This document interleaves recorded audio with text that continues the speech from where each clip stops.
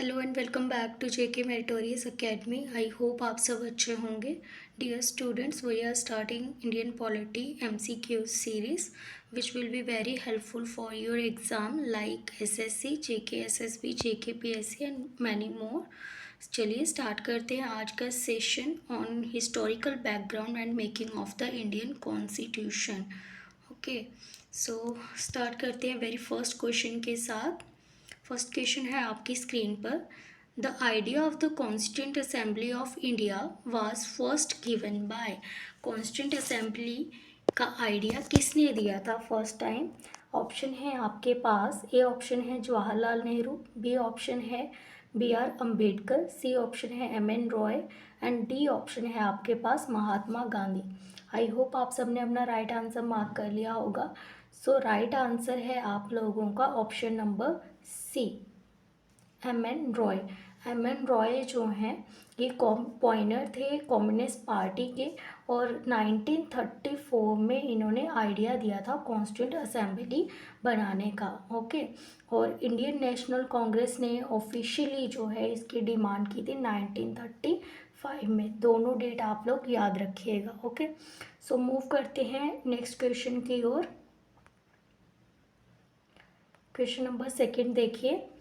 The Constituent Assembly of India was formed under which plan or proposal?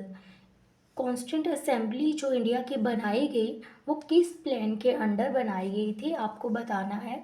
A option है आपके पास August of 1940, B option है cabinet mission plan 1946 and C option है आपके पास Mountbatten plan 1947 and D option है आपके पास Cripps mission 1942। Okay, so I hope इसका भी राइट आंसर आप सबने मार्क कर लिया होगा। सो इसका राइट ऑप्शन है आपका option number B, cabinet mission plan 1946 के अंडर कॉन्स्टिट्यूंट असेंबली का फॉर्मेशन किया गया और कॉन्स्टिट्यूंट असेंबली आपकी नवंबर 1946 को बनकर तैयार हो गई थी। ओके, ये आप याद रखेंगे। अगस्त ऑफर जो है फर्स्ट जो है जिसमें कॉन्स्टिट्यूंट असेंबली बनाने की ऑफिशियली जो ब्रिटिश गवर्नमेंट एक प्रपोजल लेके आई थी, अगस्त ऑफर 1940 में आया था। उसके बाद जो अगस्त ऑफर फेल हो गया, फिर उसके बाद क्रिप्स मिशन आया, स्टेफर्ड क्रिप्स इसको लेकर आए। ये भी मुस्लिम लीग ने इसे रिजेक्ट कर दिया, ठीक है, क्योंकि उनकी डिमांड थी एक सेपरेट कंट्री की। ओके, सो नेक्स्ट जो है उसके बाद आता है आपका कैबिनेट मिशन प्लान 1946 जिसके अंडर जो है कॉन्स्टिट्यूंट असेंबली बनाई जाती है। ओके, साथ साथ में आप अपना जो है आंसर ज़रूर मार्क करिएगा। ये वीडियो जो है ये लेक्चर रिकॉर्डेड है, हमने ट्राई किया था लाइव लाने के लेकिन उसमें कुछ साउंड का इशू आ रहा है, तो आई होप जल्दी ही वो हम लोग सॉल्व कर लेंगे साउंड का इशू, फिर आपका लेक्चर जो है हम लोग लाइव लिया करेंगे। ओके, सो जो भी रिकॉर्डेड आप स्टूडेंट देखेंगे अपना आंसर साथ साथ में मार्क करिएगा और लास्ट में अपना स्कोर ज़रूर बताइएगा कि आपका क्या स्कोर रहा। ओके, सो नेक्स्ट क्वेश्चन की ओर मूव करते हैं। क्वेश्चन नंबर थर्ड देखिए। विच of the following statement regarding the preamble of the Indian constitution is correct? ये जो आपको स्टेटमेंट्स दी गई हैं ये प्रियम्बल के रिलेटेड हैं और आपको बताना है इसमें से करेक्ट स्टेटमेंट कौन सा है। ठीक है, so it is a part of the constitution. It is a part of the constitution. क्या प्रियम्बल कॉन्स्टिट्यूशन का पार्ट है? बी ऑप्शन में बी आपको स्टेटमेंट दिया गया है it is a justiciable, can be enforce in court. C statement आपको दिया है it declare India to be a sovereign socialist secular democratic republic. यहाँ पे थोड़ा सा करेक्शन है, रिपब्लिक। एंड आपके पास लास्ट जो स्टेटमेंट है fourth statement it can not be amended. ठीक है, और नीचे आपको ऑप्शन दिए हैं, इसमें से आपको एक ऑप्शन मार्क करना है। ए ऑप्शन आपको फर्स्ट एंड सेकंड स्टेटमेंट, ठीक है, बी ऑप्शन में first and third statement, C option है आपके पास second and fourth statement and D option है आपके पास first second and fourth statement, ठीक है। सो अगर हम प्रियम्बल की बात करें तो it is a part of the constitution, ठीक है। 1960 में बीरूवारी केस हुआ था जिसमें सुप्रीम कोर्ट ने सिर्फ कहा था कि जिसमें उन्होंने कहा था कि कॉन्स्टिट्यूशन प्रियम्बल का पार्ट नहीं है, ये सिर्फ क्या है, एक इंट्रोडक्टरी पार्ट है, हमारे कॉन्स्टिट्यूशन का एक इंट्रोडक्शन बताता है, ठीक है। बट जब केशवानंद भारती केस हुआ 1973 में, उसमें सुप्रीम कोर्ट ने अपना, साथ साथ में जो पॉइंट मैं बोल रही हूँ आप उसको नोट डाउन करते चलें, ठीक है। केशवानंद भारती केस होता है 1973 में, जिसमें सुप्रीम कोर्ट जो है अपनी जो अर्लियर स्टेटमेंट है उसको रिवाइवल करती है दोबारा से, और कहती है कि जो कॉन्स्टिट्यूशन है वो इंडियन कॉन्स्टिट्यूशन का ही पार्ट है, ठीक है, और इसको क्या कर सकते हैं, अमेंड किया जा सकता है। ओके, सो आपको राइट आंसर क्या है इसका, फर्स्ट तो स्टेटमेंट बिल्कुल करेक्ट है, it is a part of the constitution, और सेकंड स्टेटमेंट जो है ये गलत है, इट इज़ जस्टिसेबल। प्रियम्बल हमारा जस्टिसेबल नेचर का नहीं है, ठीक है। ये सिर्फ हमें एक फ़िलॉसफी बताता है, हमारे कॉन्स्टिट्यूशन का स्ट्रक्चर बताता है कि ये कैसा होगा हमारा कॉन्स्टिट्यूशन।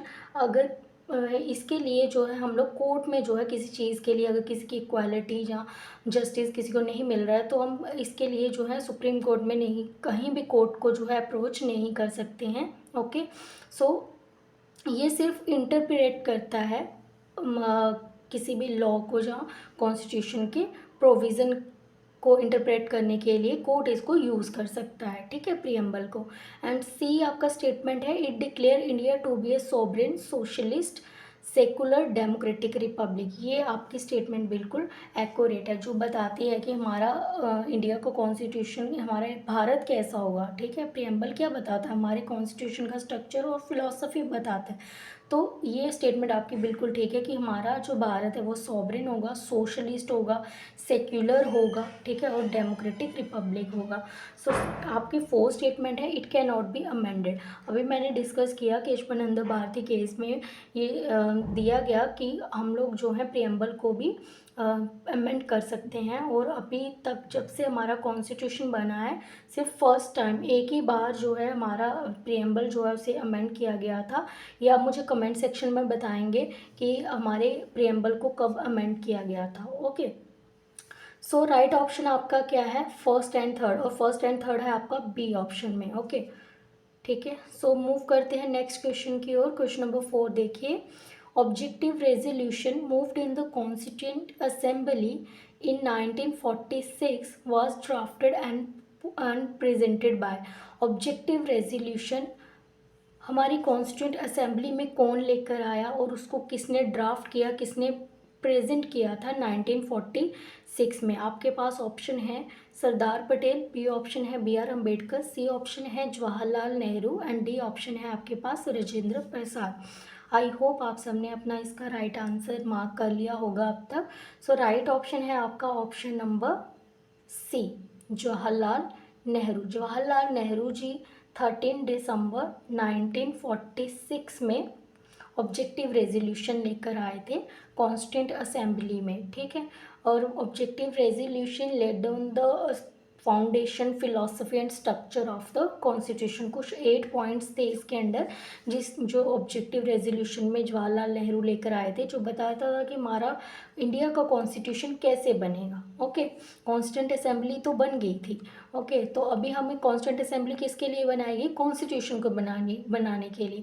तो अभी कॉन्स्टिट्यूशन को बनाना है, लेकिन उसके पहले हमारे माइंड में एक स्ट्रक्चर तो होना चाहिए, एक फिलॉसफी तो होना चाहिए कि हमारा भारत का कॉन्स्टिट्यूशन होगा कैसा, है ना। तो ऑब्जेक्टिव रेजोल्यूशन में वो सारी चीज़ें ऑलरेडी मेंशन्ड थी।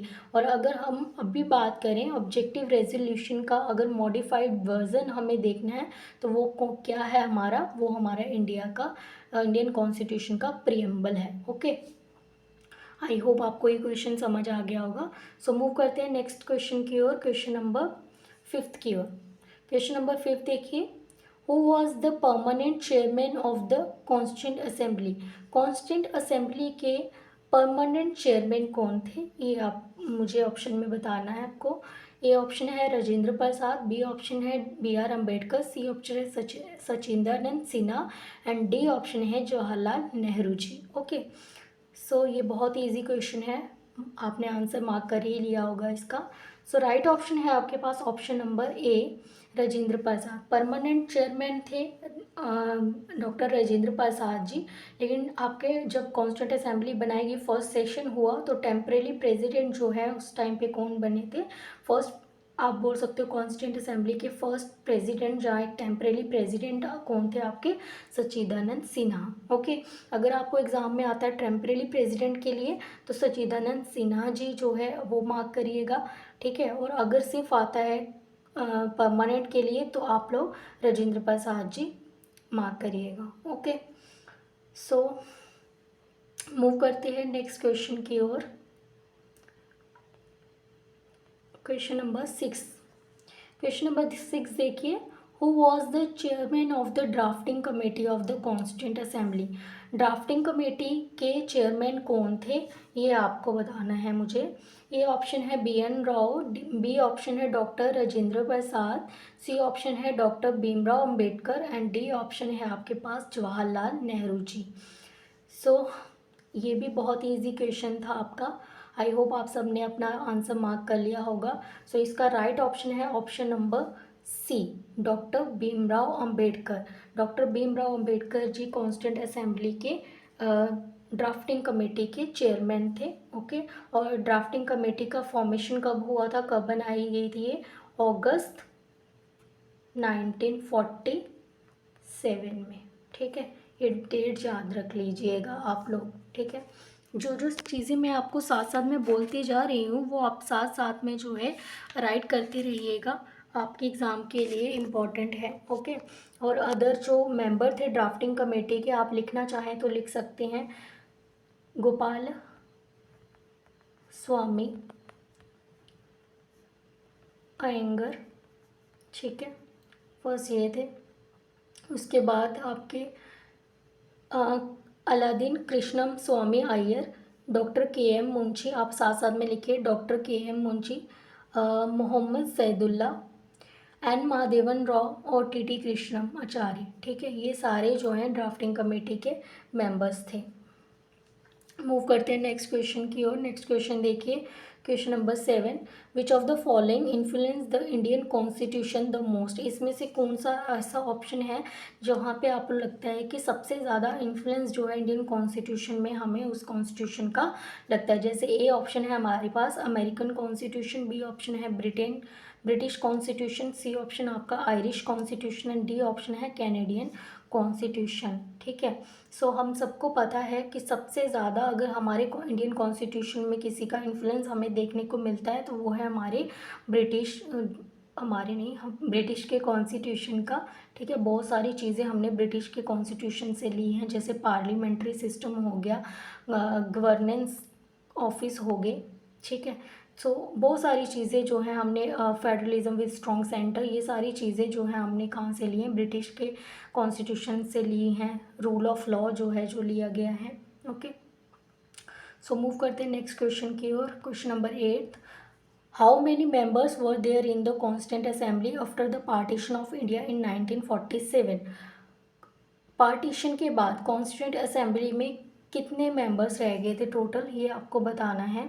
ए ऑप्शन है 389, बी ऑप्शन है 292, सी ऑप्शन है आपके पास 299 एंड डी ऑप्शन है आपके पास 296। आई होप आपने इसका राइट आंसर मार्क कर लिया होगा। सो इसका राइट आंसर है आपका ऑप्शन नंबर सी, 299। जब कॉन्स्टिट्यूंट असेंबली बनाई गई उस वक्त जो है टोटल, अगर हम मेंबरशिप की बात करें कॉन्स्टिट्यूंट असेंबली की, तो वो थी आपकी 389 मेंबर्स थे टोटल, ठीक है। और जब पार्टीशन हो गया तो मुस्लिम लीग की जो एक अलग कंट्री, इंडिया जो है 2 पार्ट्स में डिवाइड हो गया, इंडियन पाकिस्तान, और जो मुस्लिम लीग की जो सीट्स हैं, जो मुस्लिम लीग के मेंबर्स जो कॉन्स्टिट्यूंट असेंबली थे, वो सारी सीट्स वेकेंट हो गई, जिसकी वजह से जो है कितने टोटल मेंबर रह गए, 299। सो राइट आंसर आपका 299 है। ओके, सो चलिए मूव करते हैं नेक्स्ट क्वेश्चन की ओर। Question number 9, the constitution of India was adopted on. Constitution of India को हमने कब अडॉप्ट किया था। ए ऑप्शन है 26 जनवरी 1950, बी ऑप्शन है 26 नवंबर 1949, सी ऑप्शन है 15 अगस्त 1947, डी ऑप्शन है 9 दिसंबर 1946। आई होप आपने राइट आंसर मार्क कर लिया होगा। सो इसका राइट ऑप्शन है आपका ऑप्शन नंबर बी, 26 नवंबर 1949। इस 1949 को 26 नवंबर को 1949 को हमारा कॉन्स्टिट्यूशन को हमने नेक्ट किया, अडॉप्ट किया, बट हमने उसे इन्फोर्स नहीं किया। ठीक है, तो उसके पीछे का रीज़न क्या था इन्फोर्स नहीं करने का? वो रीज़न था जो 1929 का लाहौर सेशन में आईएनसी ने एक हिस्टोरिकल रेजोल्यूशन पास किया था, जिसमें उन्होंने एक रेजोल्यूशन था जिसमें उन्होंने बताया था कि आज से जो है आईएनसी का गोल क्या होगा, कोई डोमिनियन स्टेटस जो है कोई रोल नहीं, ऐसा हमारा कोई गोल नहीं है कि हमें डोमिनियन स्टेटस चाहिए। अभी हमें क्या चाहिए, पूर्ण स्वराज, कंप्लीट इंडिपेंडेंस चाहिए। और उसी रेजोल्यूशन में ये भी डिक्लेयर किया गया कि 26 जनवरी 1930 में हम लोग क्या करेंगे, अपना फर्स्ट इंडिपेंडेंस डे जो है उसको सेलिब्रेट करेंगे। और 1949 तक जो है उस डे को जो है सेलिब्रेट करते आए हम लोग। ठीक है, बट जब कॉन्स्टिट्यूशन को इन्फोर्स करने की बात आई तो तभी जो है कॉन्स्टिट्यूंट असेंबली के जो मेंबर्स थे उन्होंने डिसाइड किया था कि हम लोग क्या करेंगे, अपना कॉन्स्टिट्यूशन जो है 26 जनवरी को ही इन्फोर्स करेंगे, ताकि जो हिस्टोरिकल हमने प्लेज ली थी उसको हम लोग क्या करके रख सकें, एक उसकी इम्पोर्टेंस जो है हमेशा के लिए बनी रहे। ठीक है, तो इसीलिए जो है 26 जनवरी 1950 को हमने क्या किया, अपने कॉन्स्टिट्यूशन को इन्फोर्स किया था। ओके, आपको दोनों डेट आ सकती है, दोनों डेट मतलब अगर इन्फोर्स होगा तो आप 26 जनवरी 1950 लगा के आएंगे, और अगर आपका अडॉप्ट या अनेक्ट होगा तो 26 नवंबर 1949 मार्क करके आइएगा। ओके, सो मूव करते हैं क्वेश्चन नंबर 10 की ओर। Which act introduce by cameralism and direct election in India for the first time? इसमें से ये हिस्टोरिकल बैकग्राउंड में से क्वेश्चन है, आपको बताना है कौन से एक्ट के, कौन सा ऐसा एक्ट है जिसने बाय कैमरलिज्म इंट्रोड्यूस किया। बाय कैमरलिज्म का मतलब कि टू हाउसेज जहाँ पे होते हैं, जहाँ पे दो तरह की गवर्नमेंट होती है, स्टेट में भी होती है, सेंटर में भी होती है। ठीक है, डायरेक्ट इलेक्शन को इंट्रोड्यूस किया for the first time. A option है आपका गवर्नमेंट ऑफ इंडिया एक्ट 1909, जिसे मॉर्लेमेंटो रिफॉर्म्स भी कहा जाता है। बी ऑप्शन है government of India act 1999। C option है government of India act 1935 and D option है आपके पास Indian council act 1992। I hope आप सबने इसका राइट आंसर मार्क कर लिया होगा। सो इसका राइट ऑप्शन है आपका option number B, government of India act 1999 में ही बाई कैमरलिज्म और डायरेक्ट इलेक्शन को इंट्रोड्यूस किया गया। इसके पहले पहले जो है आपका क्या था कि इनडायरेक्ट इलेक्शन होते थे। ठीक है, वो भी लिमिटेड फ्रेंचाइज के बेसिस पे। ठीक है, सो क्वेश्चन नंबर 11 देखिए, who among the following was the constitutional advisor to the Constituent Assembly of India? Constitutional adviser कौन थे कॉन्स्टिट्यूंट असेंबली के? ए ऑप्शन है B N Rao, B option है अंबेडकर, सी ऑप्शन है K M Munshi and D option है Alladi Krishnaswami Ayyar. ठीक है, so इसका राइट ऑप्शन है option number A, B N Rao जो हैं ये कॉन्स्टिट्यूशनल एडवाइज़र थे कॉन्स्टिट्यूंट असेंबली के। और चेयरमैन कौन थे? Doctor Bhimrao Ambedkar. K M Munshi ji की बात करें तो ये ड्राफ्टिंग कमेटी के मेंबर थे। और कृष्णम स्वामी अय्यर मैंने अभी डिस्कस किया, ये भी कॉन्स्टिट्यूंट असेंबली के ड्राफ्टिंग कमेटी के मेंबर थे। मूव करते हैं क्वेश्चन नंबर 12 की ओर। Which of the following provision of the Indian constitution has been borrowed from the Weimar constitution of Germany? Germany की कॉन्स्टिट्यूशन से हमने क्या अडॉप्ट किया है, क्या बोरो किया है? ए ऑप्शन है आपके पास फंडामेंटल राइट, बी ऑप्शन है आपके पास इमरजेंसी प्रोविजन, सी ऑप्शन है directive principle of the state policy and D option है आपके पास parliamentary system of government. Okay, so I hope आप सबने अपना राइट आंसर मार्क कर लिया होगा। इसका राइट ऑप्शन है आपके पास option number B, emergency provision. ठीक है, ये हमने जर्मनी के कॉन्स्टिट्यूशन से बोरो किया है। इमरजेंसी प्रोविजन में आप देखते हैं national emergency under article 352। Okay, state emergency जिसे आप प्रेसिडेंशियल रूल भी कहते हो under article 356 and financial emergency under article 360 अगर आप इमरजेंसी प्रोविज़न के रिलेटेड वीडियो लेक्चर देखना चाहते हैं तो हमारे प्ले लिस्ट में ऑलरेडी जो है इमरजेंसी प्रोविज़न पे आपको एमसीक्यूज़ मिल जाएंगे, आप वो वीडियो लेक्चर कंप्लीट देख सकते हैं, ठीक है। सो इमरजेंसी प्रोविज़न हमने लिया था। सो आपको राइट आंसर पता चल गया ऑप्शन नंबर बी। अगर हम बात करें ऑप्शन नंबर ए की, फंडामेंटल राइट हमने यूएस से लिए हैं, यूएसए से, बिल ऑफ राइट से, डायरेक्टिव प्रिंसिपल हमने आयरिश कॉन्स्टिट्यूशन से लिया हुआ है, और पार्लियामेंट्री सिस्टम ऑफ गवर्नमेंट ये हमने ब्रिटेन से लिया है, ठीक है, ब्रिटिश से बोरो किया है, ठीक है। सो मूव करते हैं क्वेश्चन नंबर 13 की ओर। The most profound impact of the 1857 revolt of Indian polity was. अगर हम बात करें रिवॉल्ट ऑफ 1857 की, जिसे फर्स्ट वॉर ऑफ इंडिपेंडेंस भी कहा जाता है, ठीक है। सो अगर 1857 की बात करें तो उसका क्या इम्पेक्ट जो है इंडियन पॉलिटी पे, हमें प्रोफाउंड इम्पेक्ट क्या देखने को मिलता है इंडियन पॉलिटी पे, ये आपको मुझे बताना है। ऑप्शन में है आपके पास end of East India Company rule and transfer of powers to the crown, B option है start of the Indian National Congress, C option है आपके पास demand for swaraj, and D option है introduction of communal electorate. So इसका right option आप mark कर लीजिए जल्दी से। सो इसका राइट ऑप्शन मैं अगर आपको बता दूं तो राइट ऑप्शन होगा आपका ऑप्शन नंबर ए। 1857 के रिवोल्ट के बाद ईस्ट इंडिया कंपनी का रूल जो पूरी तरह से अबॉलिश कर दिया गया, और सारी पावर्स जो है वो डायरेक्ट जो है किसको दे दी गई थी, ब्रिटिश क्राउन को, ब्रिटिश गवर्नमेंट को दे दी गई थी, ओके।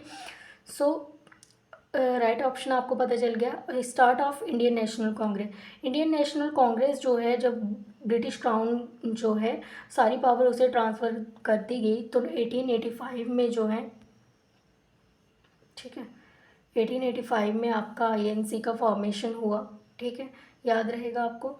और फिर ही डिमांड की गई स्वराज की, फिर ही 1909 में कम्युनल इलेक्टोरेट आपको देखने, मुस्लिम इलेक्टोरेट, कम्युनल इलेक्टोरेट आपको देखने को मिला, जिसमें सेपरेट इलेक्टोरेट जो है मुस्लिम लीग को दिया गया, ओके। सो मूव करते हैं नेक्स्ट क्वेश्चन की ओर। Question number 14, the objective resolution was adopted by the constituent assembly on. Objective resolution अभी मैंने प्रीवियस क्वेश्चन में ही आपको डिस्कस किया था ऑब्जेक्टिव रेजोल्यूशन के बारे में। ऑब्जेक्टिव रेजोल्यूशन कॉन्स्टिट्यूंट असेंबली में कौन किसने ड्राफ्ट किया इसको और किसने प्रेजेंट किया कॉन्स्टिट्यूंट असेंबली में, तो जवाहरलाल नेहरू जी ने किया। कब किया था, 13 दिसंबर 1946 में, ठीक है, जो हमारे कॉन्स्टिट्यूशन की फ़िलॉसफी, स्ट्रक्चर्स, फाउंडेशन के बारे में बताता था, ओके। सो इसी ऑब्जेक्टिव रेजोल्यूशन को कब अडॉप्ट किया था कॉन्स्टिट्यूंट असेंबली में, ये आपको बताना है। सो ऑप्शन है आपके पास 22 जनवरी 1947, बी ऑप्शन है 26 नवंबर 1949, सी ऑप्शन है आपके पास 13 दिसंबर 1946, एंड डी ऑप्शन है 9 दिसंबर 1946।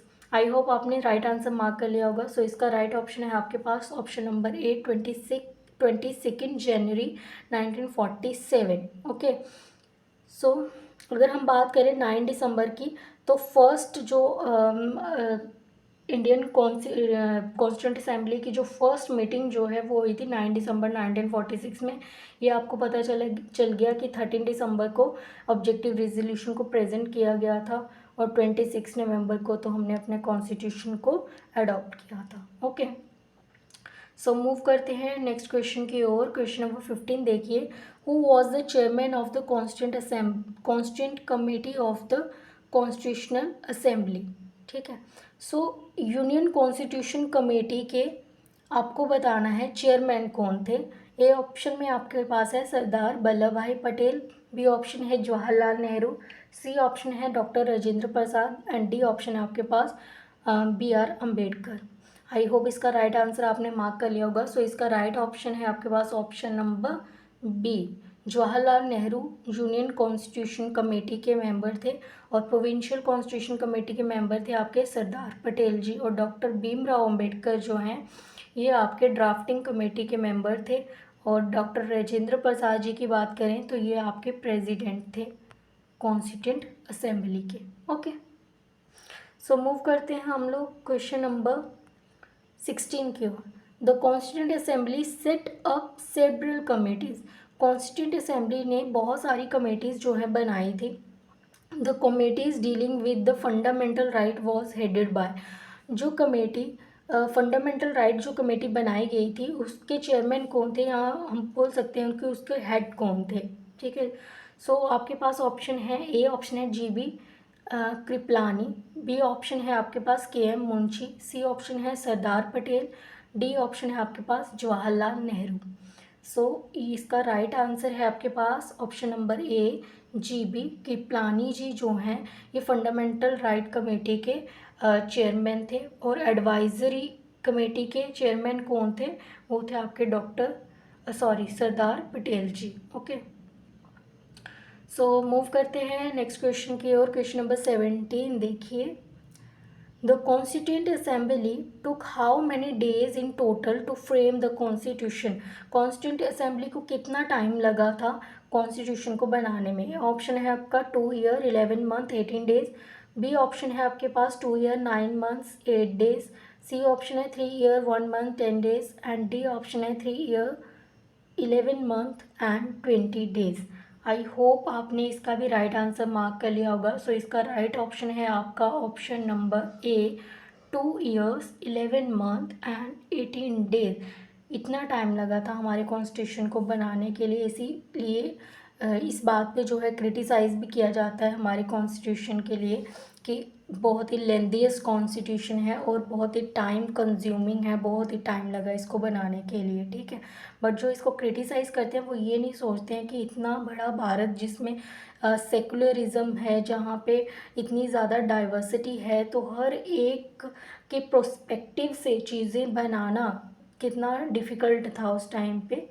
सो मूव करते हैं नेक्स्ट क्वेश्चन की ओर। Question number 18, the Indian Independence Act 1947 provided that the Constituent Assembly of India would also act as the Indian Independence act जो था आपका 1947 का। ठीक है, ये क्या प्रोवाइड करता है कि कॉन्स्टिट्यूंट असेंबली जो है इंडिया की वो कैसे एक्ट करेगी। एक तो उसके पास रोल था कि उसे कॉन्स्टिट्यूशन बनाना है, तो दूसरा उसके क्या रोल दिया गया था। ठीक है, आफ्टर पार्टीशन के बाद। सो ए ऑप्शन है supreme court of India, supreme court की तरह उसको रोल प्ले करना है, एक्ट करना है, या फिर provisional provisional parliament of India, C option है फेडरल कोर्ट ऑफ इंडिया या गवर्नर जनरल काउंसिल। सो अगर मैं बात करूं, जैसे ही पार्टीशन होता है सॉरी जैसे ही इंडिया का पार्टीशन हो जाता है और इंडिया इंडिपेंडेंस हो जाता है 15 अगस्त 1947 में, तो इंडियन इंडिपेंडेंस एक्ट जो है, एक तो उसमें ये चेंज आया, उसमें हमें दो चेंजेस देखने के लिए मिले। फर्स्ट चेंज हमें ये देखने को मिला कि जो स्ट्रेंथ है, टोटल मेंबरशिप है कॉन्स्टिट्यूंट असेंबली की, वो 389 से कितनी होगी 299, जो अभी मैंने डिस्कस किया आपसे प्रीवियस क्वेश्चन में आपको किया था। ठीक है, और दूसरा चेंज ये आया कि कॉन्स्टिट्यूंट असेंबली अभी एक्ट करेगी एक कॉन्स्टिट्यूशनल बॉडी की तरह। ठीक है, और लेजिस्लेटिव बॉडी की तरह भी वर्क करेगी। ठीक है, ओके, सो कॉन्स्टिट्यूशनल बॉडी की तरह जब वर्क करेगी तो इसको डॉक्टर राजेंद्र प्रसाद जी चेयरमैन होंगे और जब लेजिस्लेटिव बॉडी की तरह करेगी तब कौन होंगे आपके HC मुखर्जी। ओके, ठीक है, सॉरी GV मेवलांकर जी, GV मेवलांकर जी जो हैं लेजिस्लेटिव बॉडी, HC मुखर्जी आपके कॉन्स्टिट्यूंट असेंबली के वाइस प्रेसिडेंट थे। ठीक है, तो लेजिस्लेटिव बॉडी की तरह जब ये वर्क करेगी तो इसको GV मेवलांकर जी जो है इसके चेयरमैन होंगे। ओके, सो राइट ऑप्शन क्या है इसका, प्रोविजनल पार्लियामेंट ऑफ इंडिया, जो 1952 तक रहा, 47 से लेके 1952, जब तक कि न्यू इलेक्शंस नहीं होगी तब तक ये कॉन्स्टिट्यूंट असेंबली जो है प्रोविजनल पार्लियामेंट ऑफ इंडिया की तरह एक्ट करती रही। ठीक है, 19 क्वेश्चन देखिए, विच of the following provision was not borrowed from the government of India act 1935। इसमें से अभी पहले आपको बताना था एक्ट के रिलेटेड, किस एक्ट के थ्रू जो है ये हमने चीज़ें लाई हैं। अभी इसमें क्वेश्चन क्या है, नॉट। बहुत सारे स्टूडेंट जो हैं वो क्वेश्चन को ध्यान से नहीं पढ़ते, नॉट की जगह नोट को ज़्यादा ध्यान नहीं देते हैं तो क्वेश्चन गलत हो जाता है। तो आपको अच्छे से क्वेश्चन रीड करना है, एग्जाम में फिर ही मार्क करना है। इसमें आपको बताना है गवर्नमेंट ऑफ इंडिया एक्ट से हमने क्या नहीं लिया है। तो office of the governor, public service commission, emergency provision या पार्लियामेंट सिस्टम ऑफ गवर्नमेंट। तो अगर हम बात करें ऑफिस ऑफ द गवर्नर, ये भी 1935 के एक्ट में था। इमरजेंसी प्रोविजन हमने देखा, ये हमने जर्मनी से लिया है अभी। पब्लिक सर्विस कमीशन जो है ये भी 1935 के एक्ट था। पर पार्लियामेंट सिस्टम ऑफ गवर्नमेंट ये हमने ब्रिटिश से लिया है। ओके, अभी कुछ स्टूडेंट ये भी बोल सकते हैं कि 1935 का एक्ट भी तो ब्रिटिश ही लेके आए थे। वो एक एक्ट था इंडिया के लिए, ठीक है, इंडिया को गवर्न करने के लिए। बट हमने ये जो कंसेप्ट है हमारा, ये हमने कहाँ से लिया, पार्लियामेंट्री सिस्टम का, तो ये हमने ब्रिटिश से लिया। ओके, लास्ट क्वेश्चन है आज का, who was the first governor general of British India. British India का फर्स्ट गवर्नर जनरल कौन थे, ये आपको बताना है। ए ऑप्शन है आपके पास वेरन हेस्टिंग, इसका स्पेलिंग मिस्टेक है, वेरन हेस्टिंग। बी ऑप्शन है Lord William Bentinck, C option है Lord Canning and D option है आपके पास लॉर्ड डलहौजी।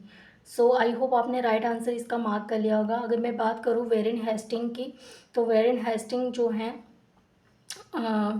जो रेगुलेशन एक्ट आया था आपका 1773 में, उसमें फ़र्स्ट टाइम जो है गवर्नर जनरल ऑफ बंगाल जो है एक इंट्रोड्यूस किया गया था इसमें। So first governor general of Bengal जो आपके बने थे वो थे आपके, एक second, first governor general of Bengal थे आपके वेरन हेस्टिंग, ठीक है।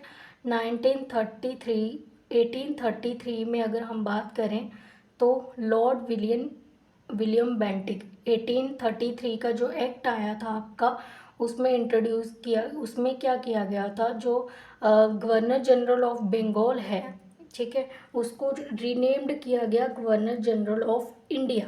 तो first governor general of India बने आपके लॉर्ड विलियम बेंटिक, ठीक है, जिन्होंने 1929 में सती प्रथा को भी अबॉलिश किया था, ठीक है।